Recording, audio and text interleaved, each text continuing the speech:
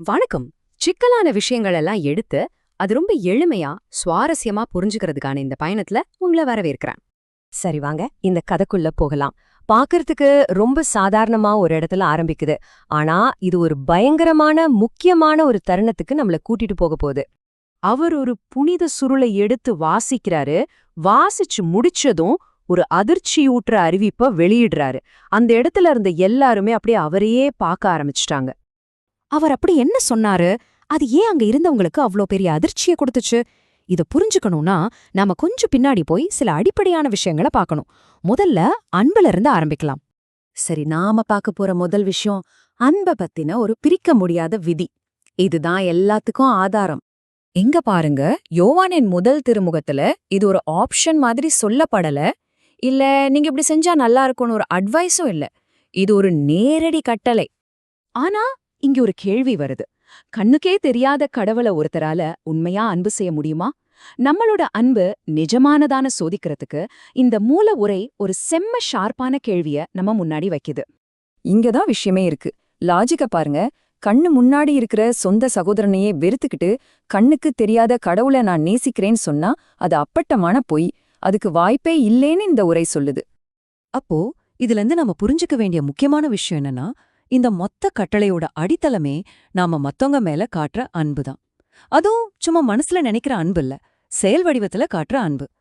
சரி, இது தனிப்பட்ட அன்பு பத்தின விஷயம். ஆனா கதையை தொட முடியல.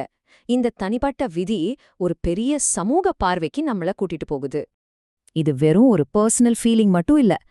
நம்ம பார்க்க போற 2வது மூல உரை ஒரு சமுதாயம் எப்படி இருக்கணும்னு காட்டுது. அதாவது தெய்வீக நீதியும் இரக்கமும் நிறைஞ்ச ஒரு உலகத்தை பத்தின கனவு. இது ஒரு தலைவருக்காக செய்யப்படுற ஜெபம் மாதிரி இருக்கு. அப்போ இந்த நீதி யாருக்காக?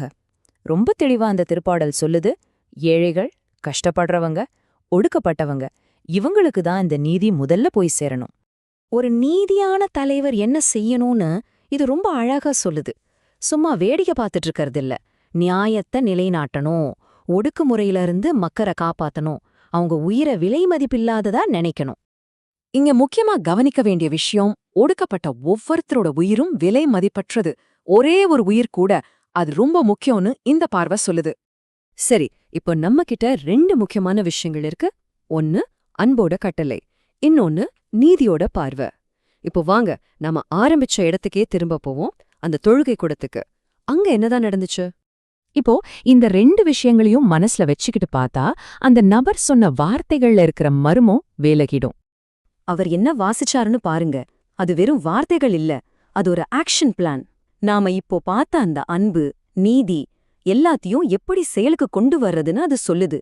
ஏழைகளுக்கு நல்ல செய்தி, கைதிகளுக்கு விடுதலை, ஒடுக்கப்பட்டவங்களுக்கு சுதந்திரம்.